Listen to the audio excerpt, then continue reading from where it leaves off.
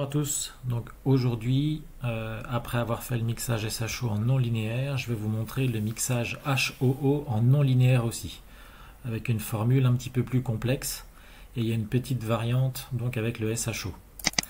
Alors pour vous montrer juste les fichiers, donc ça ce sont les fichiers linéaires, c'est-à-dire que si je les ferme et que je fais une USTF dessus, les voilà.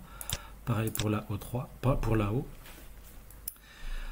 Donc, si vous voulez faire le mixage en linéaire HOO, je vais vous montrer ce que ça donne sur celle-là, et puis comme ça, on pourra comparer par rapport à l'autre.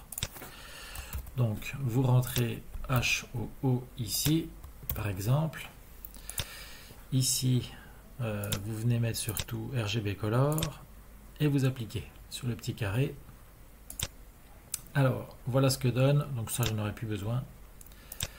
Voilà ce que donne le fichier quand on fait une USTF dessus. Un rouge un petit peu foncé. Mais ce qu'il faut faire en fait, c'est détacher les couleurs ici. Et voilà ce que ça donne donc comme fichier HOO. Alors je vais le mettre exprès en non linéaire. Donc pour mettre en non linéaire, on vient de glisser ici. On ferme le fichier, on vient l'appliquer. Voilà. On voit qu'il y a une petite dominante verte ici. Donc on va juste faire un retrait de vert. Et voilà globalement ce qu'on peut attendre du fichier HOO simple. Voilà ce que ça donne. Donc c'est déjà pas mal, hein. C'est déjà pas mal. Bon, je vais vous montrer maintenant avec... tiens, je vais la renommer du coup. HOO. Alors, je mets linéaire parce que c'est issu du fichier linéaire, hein. Mais bon, là, cette image, elle est délinéarisée, hein. C'est juste un titre comparatif. Donc maintenant, je vais vous montrer mon fichier H, mon fichier O. Je vais sortir mon fichier luminance que je viendrai coupler après. Voilà, donc la luminance. Alors voilà ce que donnent mes fichiers O et H. La luminance, c'est pour après. Voilà. Donc voilà ce qu'ils donnent. Vous les avez déjà vus. C'est cela qu'on va venir mixer ensemble.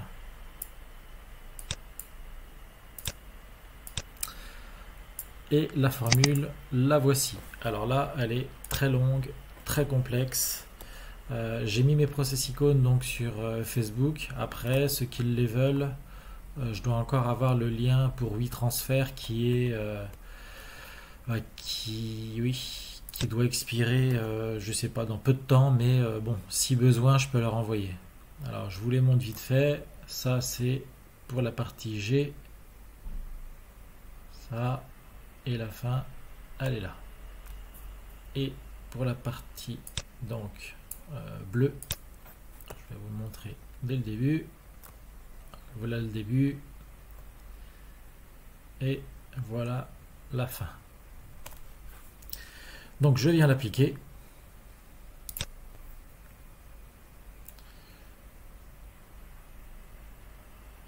Donc là c'est une formule, vous voyez c'est un petit peu plus complexe ici dans la console. Et voilà l'image que ça donne. Donc, vous voyez, si vous voulez comparer à l'image qu'on avait faite en linéaire, voilà ce que ça donne. Donc c'est un petit peu plus magenta. Alors après c'est une question de goût, hein. Moi personnellement je préfère. Mais voilà ce que ça donne. Alors après, la petite astuce, ça consiste, si vous voulez faire ressortir le bleu au niveau du O3, un petit peu plus le bleu, ça consiste à faire une starless sur le haut. Alors je vais vous la montrer, hein, j'avais déjà préparé tout ça. Donc la starless sur le haut, la voici. Alors l'avantage de faire cette starless en plus, c'est qu'est-ce qu'on peut regarder? On peut voir ici qu'il y a des halos au niveau de certaines de mes étoiles. Donc ça permet de pouvoir corriger au préalable un petit peu ces halos au niveau donc des étoiles. Alors pour les corriger là, moi je l'avais fait avec le script Game. Donc vous connaissez sûrement ce script ici qui permet de faire au niveau du halo une ellipse. Et à partir du moment où vous faites cette ellipse au niveau du halo, derrière vous pouvez venir jouer en faisant un masque ici. Vous pouvez venir jouer donc sur la, hop là, voilà, sur la luminosité au niveau de cet halo. Voilà, par exemple ici, et puis là donc, j'étais venu jouer et vous, en baissant ici, en fait, vous venez réduire le halo. Voilà. Bon, c'est un moyen comme un autre. Pour les masques, je vais vous dire franchement, ça suffit bien. Alors là, ce que je vais vous montrer, parce que c'est pas le but de ce tuto. Donc, je reviens à mon fichier HOO et je vais faire apparaître en un petit peu plus bleu les parties donc O3.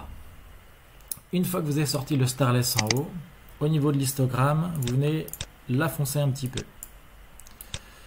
Donc on vient foncer un petit peu l'image et surtout on ne touche pas au curseur du milieu pour pouvoir faire le masque. On touche qu'à ces curseurs droite-gauche et on va venir foncer un petit peu le fond de ciel, on va dire. Donc voilà une première couche.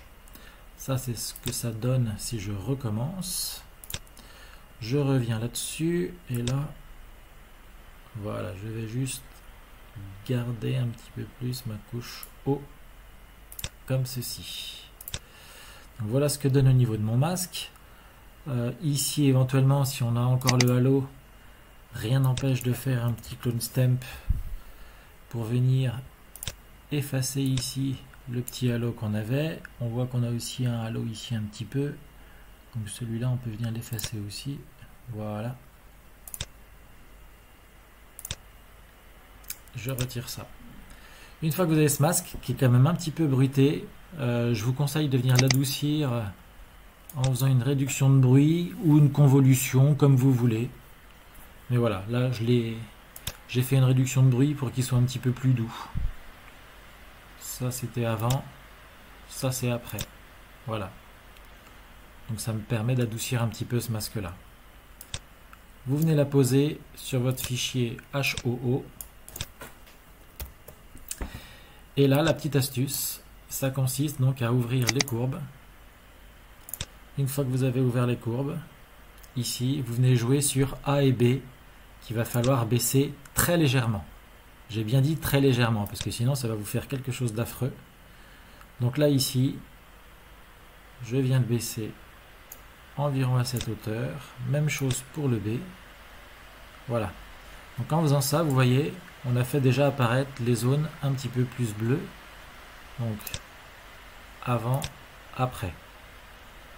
Et on voit aussi même au niveau du cœur ici de la nébuleuse qui est un petit peu plus brillante, on a le bleu qui apparaît.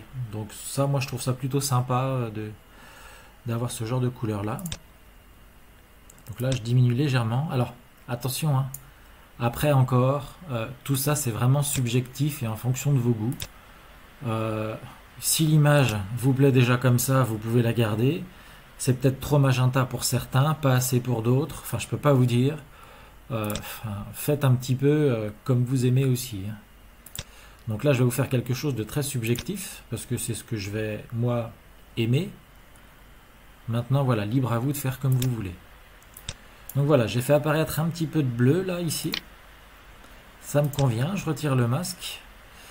Alors je vois qu'il y a un petit peu de vert qui est apparu. Ça peut arriver. Donc vous venez faire une suppression de vert.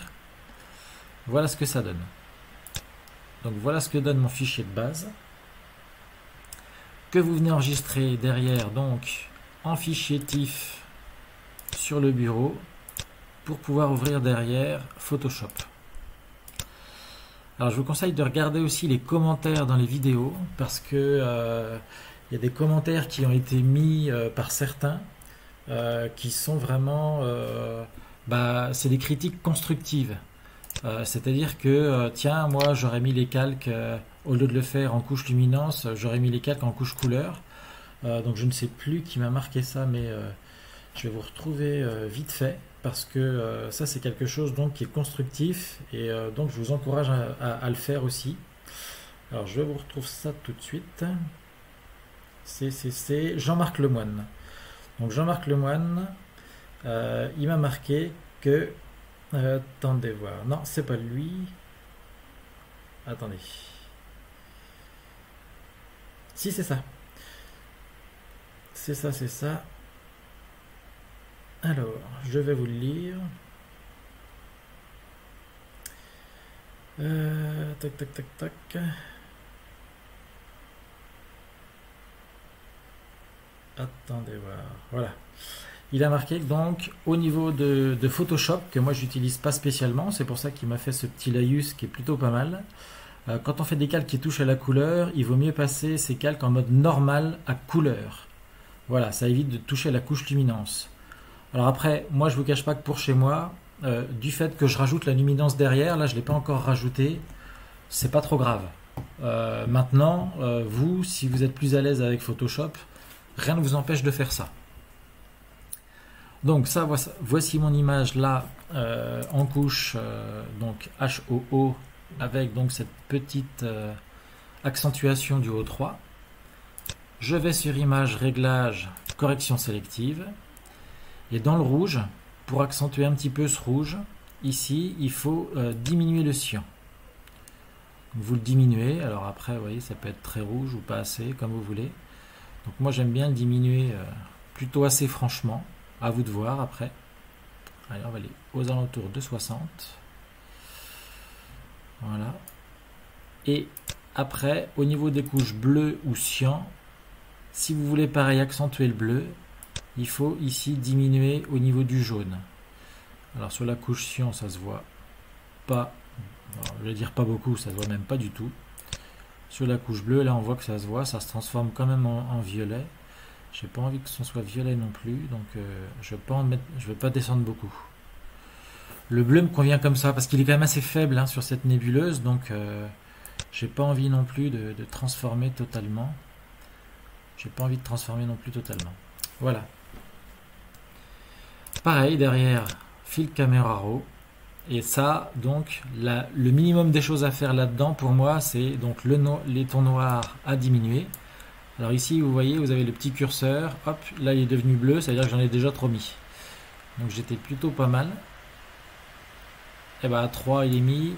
À -2, c'est bon. Donc -2 pour mon point noir. Ma vibrance, pareil, j'aime bien l'augmenter un petit peu. Alors je l'augmente parce que de toute manière, derrière, quand je vais ajouter ma luminance, ça va l'éclaircir. Et pareil, légèrement au niveau de la saturation. Alors un petit peu plus en prévision. Et ici, toujours ici, donc vous pouvez venir jouer sur les teintes, la saturation ou la luminance. Alors un truc qui peut être sympa si vous voulez, c'est au niveau des rouges. Soit vous les faites plus magenta, ce que je déconseille. Soit sinon, si vous allez ici, voilà, vous allez avoir alors une teinte un petit peu plus jaune, là, qui peut arriver, donc ça peut être sympa. Bon après ça vous fait 3 couleurs on va dire, jaune, rouge, bleu, à vous de voir qu'est-ce que vous voulez. Bon, est-ce qu'on en met un petit peu? On peut en mettre un petit peu pour l'exemple, voilà. Et donc jouer sur la saturation à ce niveau là, jouer sur la luminance au niveau de la couche que je viens de faire. Ça j'aime bien éclaircir un petit peu, ça donne toujours un petit peu de relief. Voilà par exemple. Pour le bleu, je vais vous dire franchement, j'ai même pas envie de toucher. Peut-être la saturation sur le bleu et encore. Pas de trop parce que les étoiles elles vont prendre cher. Donc voilà, rien du tout même. On est bien comme ça. Allez, on est bien comme ça. Donc voilà ce que ça donne. Je réenregistre le fichier ici en format TIFF. Voilà. Et je reviens derrière. Donc ça c'est celle que j'avais envoyée. Et ça, hop là. Voilà comment elle ressort. Donc, vous voyez, l'image elle est déjà sympa. L'image elle est déjà sympa. Donc je vais travailler sur celle-là, à laquelle donc je vais rajouter mon fichier luminance. Donc tout d'abord on fait les mêmes étapes que la SHO, à savoir donc réduction du bruit chromatique qui peut avoir monté. Ça va encore, il y en a un petit peu, hein, mais ça va encore. Donc je viens réduire le bruit chromatique. Et une fois qu'on l'aura réduit, donc derrière, on va appliquer la couche luminance dessus et refaire un petit ajustement au niveau des courbes.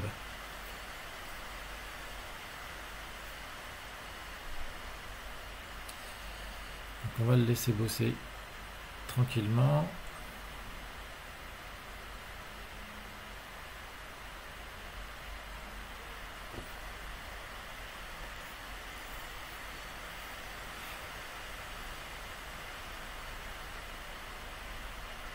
Et voilà. Donc la réduction du bruit a très bien fonctionné. Moi ça me convient. C'est une image qui est plutôt douce. Et donc derrière, je viens y ajouter la couche luminance. Donc c'est pareil. On va dans les process, LRGB. Vous décochez ici. Vous rajoutez votre luminance. Alors, on m'a aussi fait la remarque qu'il fallait cocher Chrominance Noise Reduction. Alors vous pouvez effectivement. Moi bizarrement j'ai remarqué que quand je le faisais, parfois sur certaines étoiles, j'ai bien dit parfois, j'avais des gros halos qui se produisaient. Donc je préfère réduire la chrominance avant et ajouter la luminance derrière. Voilà, c'est tout. Donc c'est pour ça que je ne coche pas cette case. Maintenant, rien ne vous empêche de la cocher. Ça ne me dérange pas. Mais voilà, je vous fais part juste de l'expérience que j'ai eue par rapport à ça. Donc voilà ce que ça donne. Ça c'était avant. Et ça c'est après, une fois avoir ajouté donc ma luminance. Donc c'est pas mal. Je vais juste venir réajuster les courbes pour avoir un rouge qui pète un petit peu plus. Donc voilà ici. Ici, vous allez sur la vibrance. Enfin le C, ça correspond un petit peu à la vibrance. Alors attention quand même, pas trop. Alors le problème de ça, c'est qu'au niveau des étoiles, en fait, si je le fais, ça va entraîner un fort halo. Alors ce que je vous conseille, si votre couche O3 elle a des étoiles avec des halos, c'est de prendre votre masque. Alors j'avais fait mon masque d'étoiles, de venir le mettre en inversé sur votre image. Donc là on voit que certaines étoiles, voilà, elles sont bien masquées. Alors sachant que c'est les grosses étoiles qui ont des halos, pas les petites, ça ne dérange pas s'il y en a certaines qui ne sont pas prises. CTRL K pour voir ce que vous faites. Et donc là pareil, vous faites une montée mais avec les étoiles qui sont masquées. Ce qui fait que ça évitera quand même d'augmenter de manière significative les halos. Donc un petit peu de C. Pareil à votre convenance. Vous pouvez augmenter un petit peu aussi la saturation. Presque trop, hein.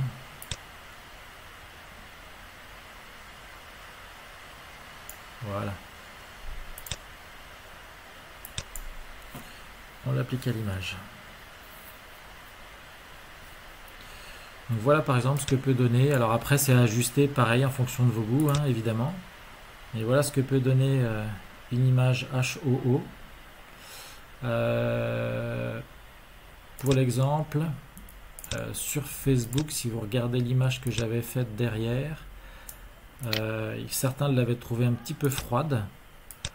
Donc si votre image elle est un petit peu froide au niveau des courbes, ce que vous pouvez faire, c'est toujours en gardant certains masques, c'est la réchauffer un petit peu, on va dire, justement, soit sur A, soit sur B.